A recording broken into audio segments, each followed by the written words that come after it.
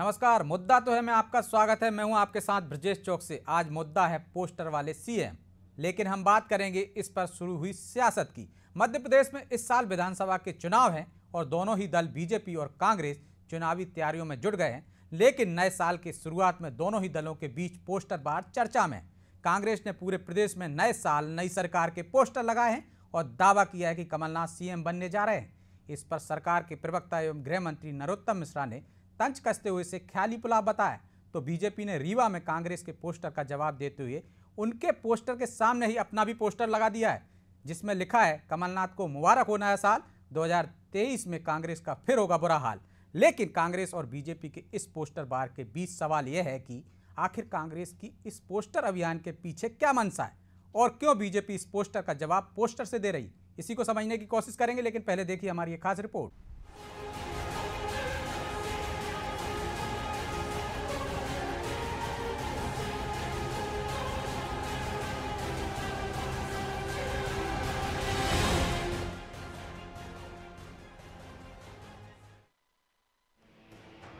मध्य प्रदेश में कांग्रेस ईमान बैठी है कि वर्ष 2023 में उसी की सरकार बनने वाली है। एक तरफ राहुल गांधी मध्य प्रदेश में कांग्रेस की भारी जीत की भविष्यवाणी कर रहे हैं, तो दूसरी तरफ कांग्रेस ने नए साल में नई सरकार के नारे के साथ चुनावी अभियान की शुरुआत की है। ये अभियान भी जमीन पर नहीं, पोस्टरों पर है। भोपाल सहित प्रदेश भर में कांग्रेस नेताओं और कार्यकर्ताओं ने होर्डिंग्स, बैनर, पोस्टर्स में कमलनाथ को भावी मुख्यमंत्री घोषित कर दिया है। हालांकि सच तो ये है कि कांग्रेस के आंतरिक सर्वेक्षण में भी पार्टी को अभी तक केवल 54 विधानसभा सीटों पर मजबूत कहा जा रहा है। इस सर्वे से बेखबर कांग्रेस ने रविवार को प्रदेश भर में नया साल नई सरकार के नारे के साथ संकल्प दिवस मनाया। भोपाल में भी रोशनपुरा चौराहे से मिंटो हॉल स्थित गांधी प्रतिमा तक कांग्रेस ने पदयात्रा निकाली। पदयात्रा में कांग्रेस कार्यकर्ताओं ने नया साल नई सरकार के नारे भी लगाए। इस अभियान के बारे में कांग्रेस विधायक पीसी शर्मा का कहना है कि कमलनाथ की बात हर तबके का व्यक्ति सुनता है, इसलिए उनका मुख्यमंत्री बनना तय है।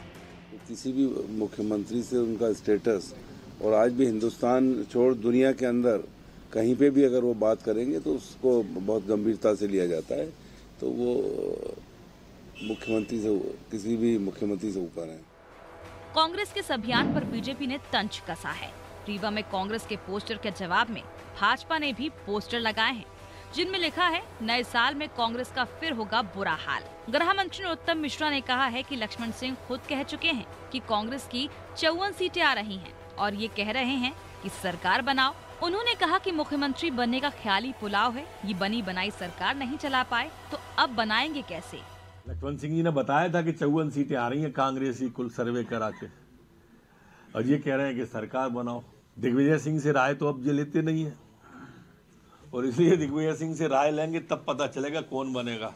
दूर कोसों दूर है, ये ख्याली पुलाव है सरकार बनाने का। ये बनी बनाई नहीं चला पाएंगे, ये बनाएंगे कहाँ से। अब खुद गल्ले पे बैठे हैं वो, इसलिए कार्यकर्ताओं से कोई गल करने की उन्हें जरूरत ही नहीं। एक तरफा खुद को मुख्यमंत्री बना लिया, स्वयंभू बन गए मुख्यमंत्री। अब कांग्रेस की लोकतंत्र की बदहाली इससे ज्यादा क्या होगी कि अभी हाथ जोड़ो अभियान प्रारंभ करने की बात आ रही थी और उनने अपना हाथ जगन्नाथ खुद ही बता दिया कमलनाथ जी ने। कांग्रेस और भाजपा के बीच नए साल का आगाज पोस्टर वॉर के साथ हुआ है। दोनों ने एक दूसरे पर पोस्टर के माध्यम से तंज कसा है। भाजपा का कहना है कि कांग्रेस अपने आंतरिक सर्वे में बुरी तरह हार रही है, इसलिए कांग्रेस का ये अभियान ख्याली पुलाव है। ध्यान देने योग्य बात ये भी है कि कांग्रेस विधायक और कार्यकर्ताओं ने प्रदेश भर में जो होर्डिंग्स, बैनर, पोस्टर्स लगवाए हैं, उनमें कमलनाथ को भक्त के रूप में दिखाया जा रहा है। होर्डिंग्स में लगी अधिकांश तस्वीरों में कमलनाथ महाकाल मंदिर में पूजा करते हुए पीले कपड़े पहने नजर आ रहे हैं। कमलनाथ को हनुमान, महाकाल और राम भक्त बताया जा रहा है। कमलनाथ का ये अवतार सॉफ्ट हिंदुत्व की तरफ कांग्रेस के झुकाव का संकेत है, जिसकी पैरवी केरल के कांग्रेस नेता AK एंटनी भी कर चुके हैं।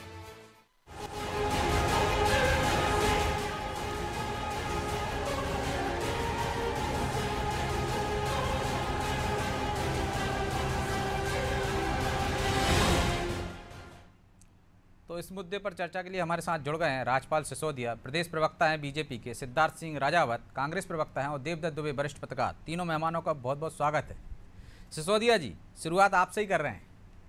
राहुल गांधी ने दावा किया था कि मध्य प्रदेश में बीजेपी का सफाया होने वाला है, कांग्रेस आने वाली है 2023 में, और अब एक पोस्टर चर्चा में है जिसका जवाब भी आप पोस्टर से दे रहे हैं।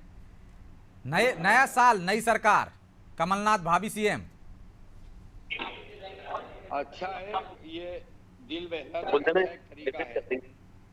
नए साल में कार्यकर्ताओं को जो है पार्टी छोड़ते जाने से रोकने का एक अच्छा बहाना है ये। इस बहाने कम से कम जो भगदड़ मची हुई वो रुक सके, क्योंकि कांग्रेस में जिस हिसाब की भगदड़ मची हुई है, अब तो लोगों को रोकना इनके लिए टास्क हो गया है, जाने वाले नेताओं को रोकना इनके लिए टास्क हो गया है। और इस प्रकार की पोस्ट डालकर और कहीं न कहीं उस जो जाने वाले लोग हैं उनको रोकने का एक ये प्रयास है, इससे ज्यादा कुछ नहीं है। किस आधार पर सरकार बनाने की बात कर रहे हैं? क्या जो इनका आंतरिक सर्वे जिसमें 54 सीटें आना बताई है, उस आधार को आधार मानकर ये अपनी नई साल में नई सरकार आना बताते हैं? भाई, नई सरकार के लिए 54 विधायक से सरकार नहीं बनती है, 100 विधायक से ऊपर चाहिए। इनका खुद का आंतरिक सर्वे हुआ, उस आंतरिक सर्वे में इनकी 54 सीट आ रही है इस बार। तो या तो इनका आंतरिक जो सर्वे हुआ वो गलत है, या फिर कमलनाथ जी उस सर्वे से जो भय का वातावरण हुआ और जो भगदड़ मचने वाली थी उससे लोगों को रोकने के लिए इस प्रकार की बात करने का काम किया है। कमलनाथ जी का पुराना सर्विस रिकॉर्ड भी इसी प्रकार का रहा है, ट्रैक रिकॉर्ड भी यही रहा है कि जब वो मुख्यमंत्री पद से हटे थे तो उन्होंने धमकी भरे अंदाज में कहा था कि आने वाला जो 15 अगस्त है उस 15 अगस्त पे हम झंडा वंदन करेंगे मुख्यमंत्री के रूप में। उसके बाद 3-15 अगस्त निकल गए, अभी तक झंडा वंदन करना तो ठीक है, 15 अगस्त को कमलनाथ तब भी एक नारा दिया था, लौट के आ रहे हैं कमलनाथ। सिद्धार्थ जी, नए साल नई सरकार का जो नारा है आपका, उसके पीछे सिसोदिया जी कह रहे हैं भगदड़ मची हुई है आपके यहाँ, क्योंकि आपका आंतरिक सर्वे जो है वो 54 सीटें बता रहा है, जो लक्ष्मण सिंह भी कह रहे थे कि 54 सीटें हैं, और नरोत्तम मिश्रा को आपने सुना ही होगा, वो कह रहे थे बनी बनाई सरकार नहीं चला पाए तो अब कैसे बनाएंगे। और एक तरफा स्वयं भी सीएम घोषित कर दिया खुद को, ना दिग्विजय सिंह से पूछा। ये आपके आंतरिक लोकतंत्र की हालत है, दीजिए जवाब। आपका माइक लगता है म्यूट है वहां से। सिद्धार्थ जी, आपकी आवाज नहीं आ रही। सिद्धार्थ जी, आपकी आवाज नहीं आ रही, माइक आपका म्यूट है।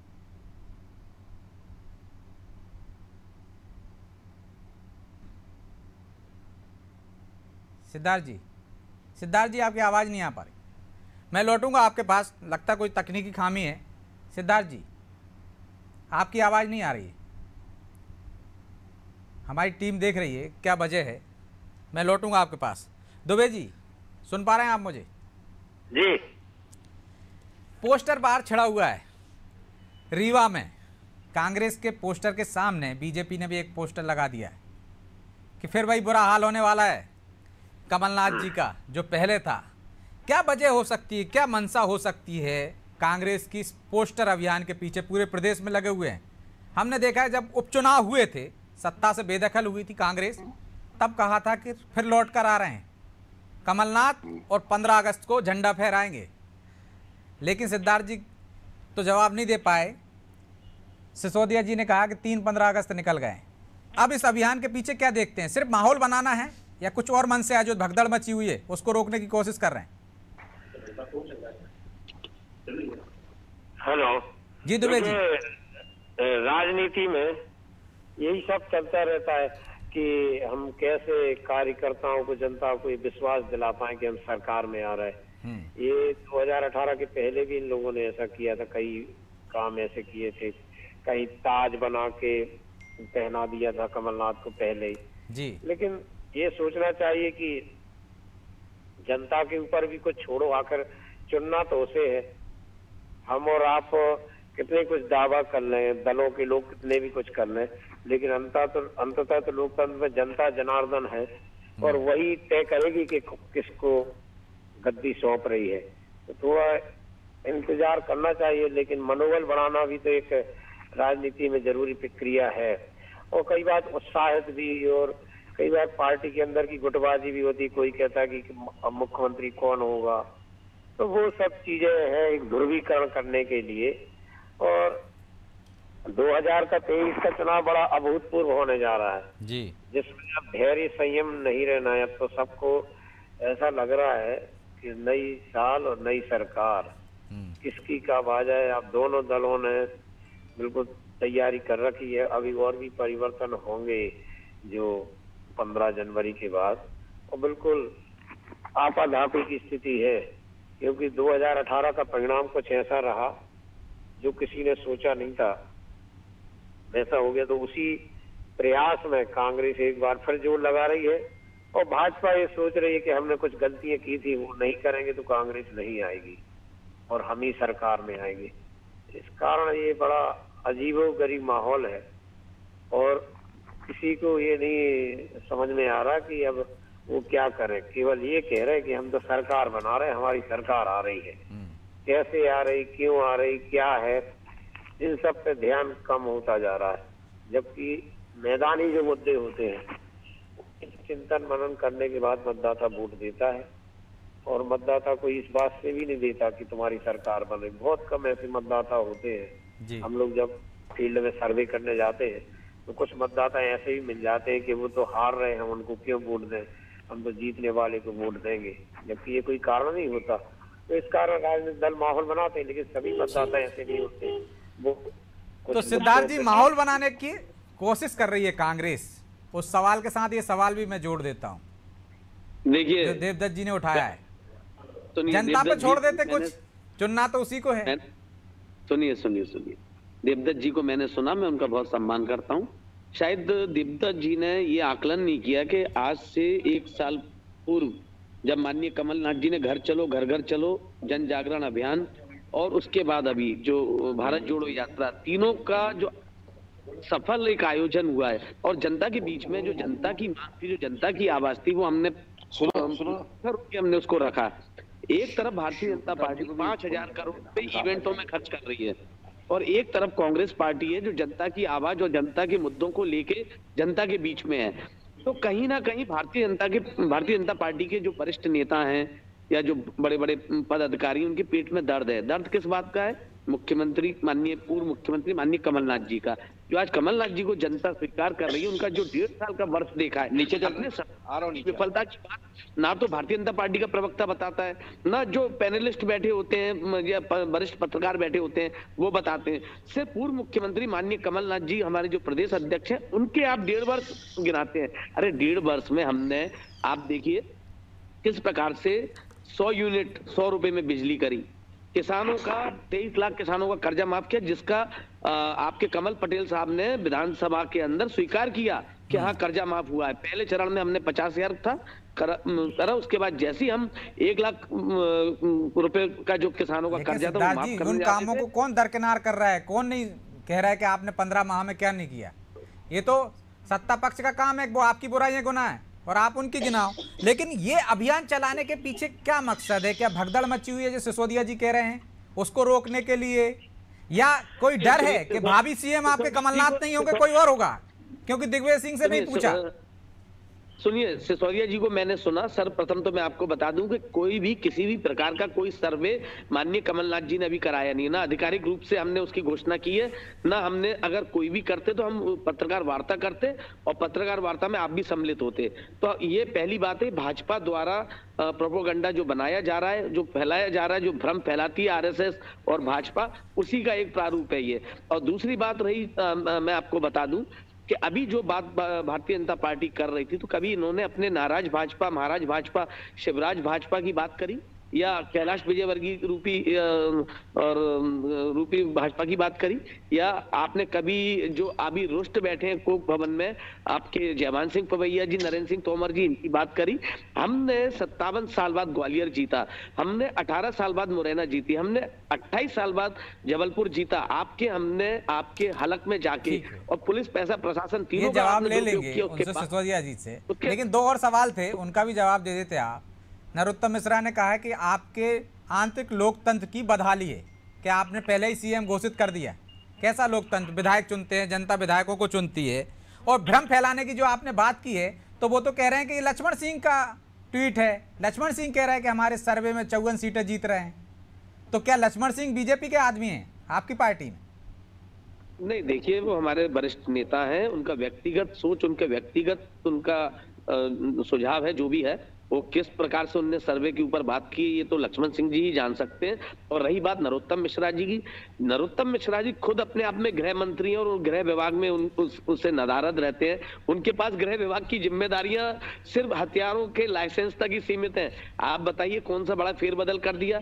जिस समय पे खरगोन के अंदर इतनी बड़ी घटना घटी और दैनिक भास्कर 10 दिन पूर्व छाप रहा है और हमारे गृह मंत्री उसमें संज्ञान नहीं ले रहे हैं। वो अंतरराष्ट्रीय विषय पे बयान देते हैं सुबह सुबह, वो कभी राहुल गांधी, कभी प्रियंका गांधी, कभी सोनिया जी, इनसे अलग हटके जाते नहीं है। वो राष्ट्रीय लेवल के नेता हैं। मैं तो कह रहा हूँ भाजपा को उनको मुक्त करते हुए केंद्र में बैठाना चाहिए। और जो रही बात, एक तो शिवराज सिंह जी उनको तवज्जो नहीं दे रहे हैं, उनसे दूरियां बना रहे हैं, तो कहीं ना कहीं सस्ती लोकप्रियता के लिए हमारे गृह मंत्री जी कोई ना कोई बयान देते रहते हैं। तो हम कांग्रेस पार्टी उनके बयान को बहुत तवज्जो नहीं देती, ना सीरियसली लेती है।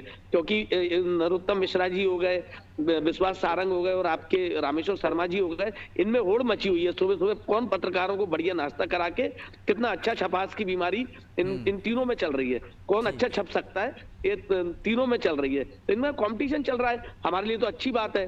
और मैं ये नहीं बताया ना सिद्धार्थ जी आपने, ठीक है तमाम बातें की आपने, वो छब्बा रहे हैं, ये तो नहीं बताया कि आंतरिक लोकतंत्र एक व्यवस्था है ना कांग्रेस की भी, कि विधायक दल चुनते हैं अपना नेता कौन है।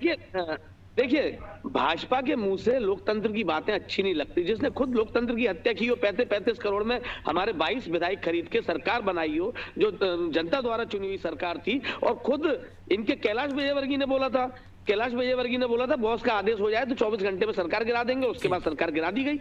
मतलब उनने मंच से जो बात बोली उसको स्वीकार भी किया और उन्होंने बोला देखा बॉस की जो इच्छा थी वो इच्छा पूरी हुई मध्य प्रदेश में। तो ये बात तो भाजपा के वरिष्ठ नेता, वरिष्ठ लोगों ने स्वीकार कर लिया था कि हमने लोकतंत्र की हत्या की। और किस लोकतंत्र की बात करते हैं, खुद लोकतंत्र की हत्या करते हैं। ईडी का ये दुरुपयोग कर रहे हैं, इनका आप उच्च न्यायालय का आप दुरुपयोग कर रहे हैं और ये लोकतंत्र की बात कर रहे हैं जिनकी लोकतंत्र में आस्था ही नहीं। ठीक है सिसोदिया जी, लोकतंत्र की हत्या कर रहे हैं आप। आपने बनी बनाई सरकार गिरा दी उनकी, क्योंकि पहले से कह रहे थे आपके विजयवर्गीय जी भी, गोपाल भार्गव भी, कि ऊपर से आदेश मिलेगा तो 24 घंटे में सरकार गिर जाएगी। दूसरी बात, जो भ्रम फैलाने की बात कर रहे हैं, क्या ठाकुर माला पहना रही है नाथूराम गोडसे को? जवाब ले लेते आजाद पहला आतंकवादी था जिसने महात्मा गांधी जी को मारा, जिन्होंने देश की आजादी में अहम भूमिका निभाई थी। उसका साथ देने वाली भाजपा जो 1937 खत्म हो गया हो तो मैं बोलूं। जवाब ले लेते हैं सर, जवाब ले लेते हैं। सिसोदिया जी, भ्रम फैला रहे हैं आप, सर्वे आपका है, उनका नहीं है, वो खंडन कर चुके हैं। दे दी जिसने। ठीक है सिसोदिया जी, आ रहा हूँ, लौट के आ रहा हूँ, दोबारा लौटूंगा आपके पास। तनख्वाह लेने वाला ये हमको कैसे कहेंगे भाजपा? क्यों सर्वे करेंगे हम? कांग्रेस का सर्वे करेंगे तो भारतीय जनता पार्टी का करेगा ना, भारतीय जनता पार्टी जी। इतनी फुर्सत में भी नहीं कि हम सर्वे करने जाएंगे। अब इनके क्या आधार है? तो मैंने बात सिसोदिया जी फुर्सत में आने वाले खुद बताए, ये खुद बताएंगे कि इनके पास क्या आधार है जिसके आधार पे ये कह रहे हैं। और मैं इतना जरूर कहना चाहता हूँ कि मध्य प्रदेश की सरकार अपने पास जो कि कांग्रेस की सरकार थी, वह अपने कुकर्मों से, अपने पाप के भार से, शब्दों पे रखिए, शब्दों पे हमने नहीं गिराई सरकार। आपके सरकार बोल चुके चलती सरकार इनकी जो है, इनके पाप के वजन से गिरी। आप लोगों ने साल में व्यापम घोटाला, आ रहा हूँ सिद्धार्थ जी, उनकी बात हो जाने दीजिए, मैं आप ही के पास लौटा हूँ। उसके बाद हमारी सरकार को जनाब मैं आपसे नहीं और जनता के बीच में जाकर और जनता के बीच में हम गए और जनता ने उपचुनाव में फिर से हमें जीता के भेजा, भारी बहुमत से जीता के भेजा। जो कांग्रेस के नेता कांग्रेस के टिकट में लड़े थे, जो 3000 से जीते थे, वे जब भारतीय जनता पार्टी के नेता के रूप में, प्रत्याशी के रूप में लड़ते हैं तो 50,000 और 60,000 मत से जीतते हैं। इतना भारी आशीर्वाद जनता ने हमको देने का काम किया और हम सरकार में आए। देखिए 2018 के चुनाव की भी अगर हम बात करें तो हम ये पाते हैं 2018 के चुनाव में कुछ अंक गणित में कांग्रेस के पास जरूर ज्यादा संख्या थी, परंतु मतदान का प्रतिशत अगर हम देखते हैं तो पाते हैं कि हमने कांग्रेस से ज्यादा मत प्राप्त किए थे। हमें अगर तोड़ फोड़ करके, जोड़ तोड़ करके सरकार बनाना होती तो 2, 3, 4 विधायक उस समय तोड़फोड़ करके बनाया जा सकता था, परंतु मुख्यमंत्री शिवराज सिंह चौहान जी ने इस्तीफा देने का काम किया। स्वस्थ परंपरा के अनुसार हमने कांग्रेस को, चूंकि बहुमत में थे, उनका अधिकार था, उनका अवसर दिया। कमलनाथ जी ने शपथ ली, हमने स्वागत किया, मुख्यमंत्री स्वयं गए उनके मंच पे और इन्होंने कर्ज माफी की बात कही। हमें अच्छा लगा कि मुख्यमंत्री कमलनाथ जी ने पहले ही दिन कर्ज माफी की फाइल पे साइन किए, पर वो सिर्फ साइन ही हुए। मैं आप ब्यूरो हेड है, आपके माध्यम से बहुत जिम्मेदारी से बता रहा हूं कि इन्होंने जिस प्रकार का वचन दिया था कर्ज माफी का, उसके मान से मध्य प्रदेश के किसानों के 65,000 करोड़ रुपए के कर्ज माफ होना चाहिए। 15 लाख रुपए खातों में 15 लाख रुपए खाते में क्या अमित शाह ने क्या बार में अमित शाह तो सुन लो यार सिद्धार्थ जी, ये तो क्यों बीच में कूद रहे हो यार, क्यों बीच में कूद रहे हो? आप बोल रहे थे जब मैं सुन रहा वो स्वीकार कर रहे हैं ना, सिद्धार्थ जी, वो बता तो रहे हैं, वो कह तो रहे हैं शांति कि से साइन की पूरी बात आ जाती है। 65,000 करोड़ के कर्ज माफ होना थे, उसके अगेंस्ट में इन्होंने 60,000 करोड़ के कर्ज माफ किए। वो 60,000 करोड़ के कर्ज जो माफ किए वो भी सोसाइटियों को इन्होंने रिलीज नहीं किया। एक समिति के अंदर जब हम किसान सोसाइटी का सदस्य बनता है तो एक अंश पूंजी जमा करते हैं, अंश पूंजी बोलते हैं उसको। वो हमारे एक वहां पे अंश पूंजी होती है, हमारा शेयर होता है, शेयर मनी बोलते हैं। उस शेयर मनी जो किसान का पैसा है उसी को किसान पे माफ करा दी। आज अगर हमारा सदस्य हमारी संस्था में आके बोलता है कि मेरी शेयर मनी वापस दो, तो कमलनाथ जी ने वो कर्ज माफी के खाते में करवा दी। इससे इसकी टोपी उस पे, उसकी टोपी उस पे, ये नाम है कांग्रेस। और वही टोपी घूमती घूमती कमलनाथ जी पे पहुंच गई और कमलनाथ जी को घर भेजना पड़ा, क्योंकि इन्होंने वचन नहीं निभाया। तो सिद्धार्थ जी, उन्होंने नहीं गिराई आपकी सरकार, खुद के पाप से गिरी है। प्रथम तो या तो आप कमल पटेल साहब को झूठा मानते हैं, कृषि मंत्री को, अरे भैया जिन्होंने ये बात की, और जो टोपी कर रहे हैं झूठी टोपियां जो उनके मुंह में जीरा दिया ना, पूरे किया ना, हमको शिक्षा जी का 60,000 करोड़ रुपए दिए बना लेने क्रांति का मुंह में जीरा दिया। ने स्वयं अपने आप वीर बना लिया था। झूठी पार्टी, झूठे नारे, झूठी पार्टी, झूठे नारे जनता जान चुकी है। हम लोगों ने 23 लाख लोगों का कर्जा माफ किया है और उसमें आपको बता दें आपके 2.5 लाख तो 23 लाख लोगों का कर्जा माफ तो हुआ, लेकिन 2 लाख तक के माफ करने का वादा 10 दिन में हुआ था, वो पूरा नहीं है। बहरहाल अब समय जायज नहीं देता, इसलिए चर्चा को यहीं विराम देंगे। आप तीनों मेहमानों का बहुत बहुत धन्यवाद। तो भावी सीएम कमलनाथ की घोषणा कर दी है, पहले से सब कह रहे हैं, पूरी कांग्रेस कह रही है, लेकिन क्या वजह है कि कमलनाथ को पोस्टर लगाकर या कांग्रेस को पोस्टर लगाकर ये भावी सीएम होंगे कमलनाथ, ये कहना पड़ रहा है? क्या कोई अंदर से डर है कि कोई और दूसरे दावेदारी करने के लिए तैयार है? क्या वजह है नया साल नई सरकार के पोस्टर के पीछे? और नए साल में कौन आएगा सरकार में, कौन रहेगा बरकरार, या जो सरकार से बाहर हो गए, सत्ता से बाहर हो गए, वो आएंगे? ये तो जनता तय करेगी और इसके लिए आपको और हमें इंतजार करना पड़ेगा। लेकिन सियासत है, सियासतदार तो अपने अपने दावे करते हैं, तो इसको उसी तरह से लिया जाना चाहिए जिस तरह से कि दुबे जी ने भी कहा। माहौल बनाने की कोशिश की जा रही है, चाहे वो बीजेपी हो चाहे कांग्रेस, दोनों का काम है अपने पक्ष में माहौल बनाना। तो शायद यह एक प्रयास हो। बहरहाल मुद्दा तो है। मैं इतना ही, मुझे दीजिए इजाजत और आप देखते रहिए अनादि टीवी। नमस्कार।